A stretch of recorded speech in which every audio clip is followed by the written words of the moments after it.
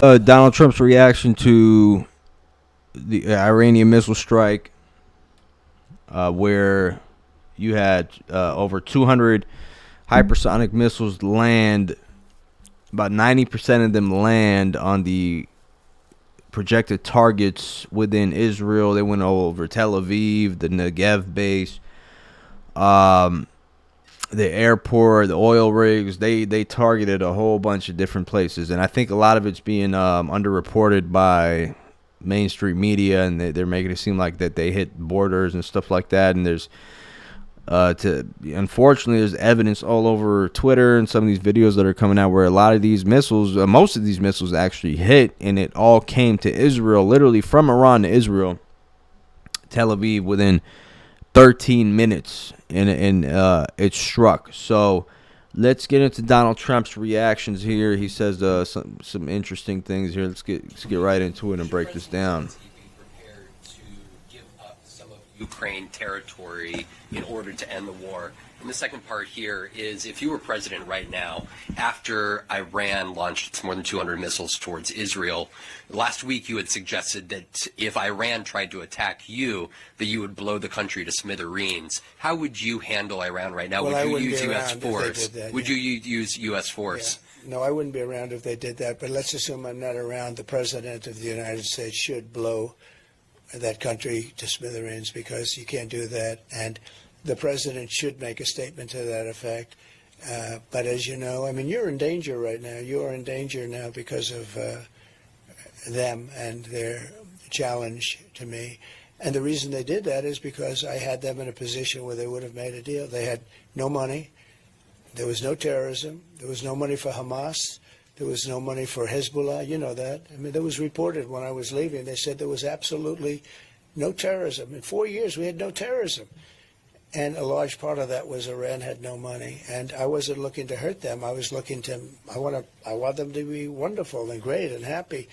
But we didn't want them to have a nuclear weapon. They can't have a nuclear weapon. Would you use U.S. force today? Well, I don't want to say what I'd use, because I don't want to give up negotiating abilities, so I don't want to say exactly, but they understand where I stand, and we have to get back to being at least a partially civilized world. What's going on today? They sent 200 missiles over to Israel, and now people would say, well, now it's Israel's turn, right? That's what happens. It goes back and forth. It could happen for a long time. Should have never happened. It would never have happened. And again, Iran was not in a position to sponsor terror because they didn't have any money. I mean, now they have $300 billion. Biden took off all the sanctions. I had sanctions. I told China, if you buy oil from Iran, that was their biggest customer, you're not going to do any business in the United States, and we're going to put tariffs all over your products. And they said, well, we're going to pass. And they didn't buy. And I said the same thing to other countries, and they didn't buy. And time went by, and all of a sudden they had no money. And they would have made a deal, and I would have made a good deal for them. I'm not looking to hurt them. I want them to be great. Let them be happy and good. But they can't have a nuclear weapon. And now they're very close to having one. And it's very dangerous for the world. Very dangerous for the world. I mean, the biggest problem today, in my opinion, the biggest risk is the nuclear weapons, the weaponry. Is so powerful today. And I know because I rebuilt the United States military. During my term, I rebuilt it. We had fighter jets that were 50 years old. And we have all F-35s, and we have great planes now. We have largely new. We gave a lot of it to Afghanistan, stupidly.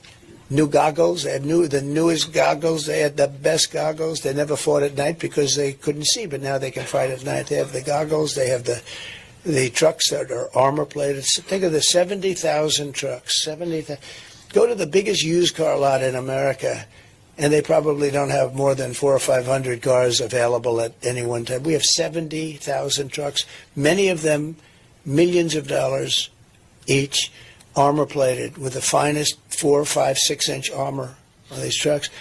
And we gave it to them. And they sell the equipment. And they're one of the largest sellers of military equipment. They're selling the equipment that we gave them. Who would do that? Who would be so stupid to do that? Who would move the military out first?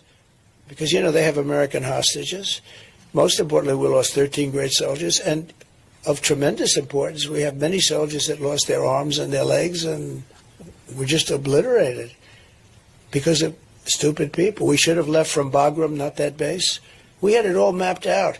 And we had options. We had a lot of things they had to do, everything they had to do. And they weren't doing it. And we said, good, the deal's dead. And then they did it. We would have had that. It was perfect. It was a beautiful thing. It was going to go well. And they respected me. They respected me. Remember, we didn't have one soldier killed in 18 months in Afghanistan. The Taliban, that's their fighter. And I spoke to Abdul, the head of the Taliban, a couple of times. But I explained to him, you can't do that. You can't do that, Abdul. And from the time I spoke to him, we didn't have not one fighter killed, not one American soldier killed or even shot at for 18 months. And then I left, and we had these clowns take over, and it all blew up. It was not going to blow up. It was going to be good. One of the worst things they did is give up one of the largest air bases in the world, the largest runways, most powerful runways, very deep with concrete. You could land anything on them, meaning the weight. You could land any plane on them. Very, very long, I think like 18,000 feet. And to give that up, and the importance of it wasn't Afghanistan. The importance of Bagram, and very important, was it was 1 hour away from China where they make their nuclear weapons, right in that area. But 1 hour away from China. Forget about Afghanistan. We should have never been there. But we were 1 hour away from where China makes their nuclear weapons. And now you know who occupies it? China. How about that? They left. So I was never going to, I was moving out. We were all set to move. I'm the one that got the soldiers down to that level. We had no problem. And we were going to move out. Soldiers would have moved out less. We would have taken the equipment. We would have done everything. I had no confidence in the army, meaning in their army, the people that they were giving us, because they were loyal to the other side. I always knew that. That's why you had so many blue on brown and brown on blue. You had so many attacks where we trained them, and then we hand them a gun, and they turn the gun around. They shoot the sergeants and everybody else there, the Americans. I said, well, there's something. We never had so many attacks like that. We trained them, and as soon as they get a gun that's loaded, they turn it and they shoot everybody. And I said, what the hell's going on over here? And they're tough fighters too, but they weren't. The reason they were even in there is because they were the highest paid soldiers in the world. When Mattis would say, sir, they're fighting for their country, well, they weren't really fighting for their country, because otherwise you wouldn't have had so many, I call them turnarounds, where they turn around and shoot you. They weren't fighting. They was fighting because they were getting so much money as a soldier. It's a job where they were making a lot of money, but their loyalty wasn't to that group. And the head guy was a total thief. I knew that. I didn't get along with him at all. He left with bags of money in a helicopter, and there were bags of money at the end of the runway. How stupid can Americans be? The world doesn't respect us because we've made so many stupid moves. Yeah, man.